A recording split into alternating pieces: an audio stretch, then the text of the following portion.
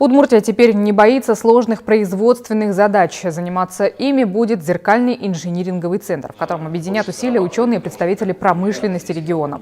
Санкт-Петербургский университет имени Петра Великого и исследовательского центра Удмуртского отделения Академии наук подписали соглашение о создании центра. Что это даст региону, рассказал первый зампред правительства Удмуртии Александр Свинин.